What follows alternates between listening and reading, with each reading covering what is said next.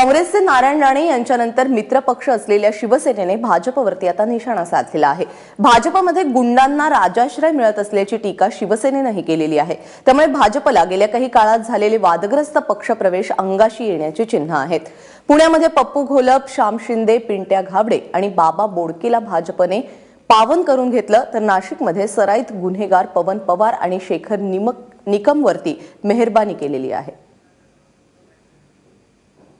त्यानंतर सर्वत्र टीका झाल्यानंतर आता सेनाही भाजपवरती टीका करतेय। दरम्यान भाजपतील गुंड प्रवेशावरती काँग्रेसचे नेते नारायण राणे आणि शिवसेनेच्या नेत्या नीलम गोऱ्हे यांनी काय म्हटलेलं आहे आपण पाहूयात।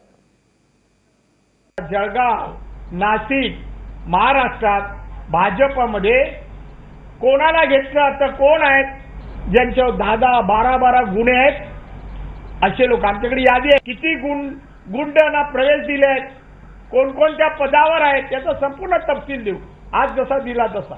एका बाजूला भ्रष्टाचार मंत्र्यांना काढायचं नाही, पक्षामध्ये गुंडांना प्रवेश द्यायचा, खून मारामारी दरोडे राज्यात धुमाकूळ घालतायत, राज्यामध्ये बेबंदशाही आज माजलेली आहे। निवडणुकांच्या निमित्ताने भारतीय जनता पक्षामध्ये मोठ्या प्रमाणामध्ये गुन्हेगारांना राजाश्रय मिळतो आहे आणि त्याच्याबद्दलचा तपशील आपल्याकडे बऱ्याचशा मोठ्या प्रमाणात काही मुद्दे आलेले आहेत। परंतु त्यात मला सांगायला पाहिजे की गुन्हेगारांचं राजकारण आणि राजकारणाचं गुन्हेगारीकरण याबद्दल बोलावं तेवढं थोडं आहे।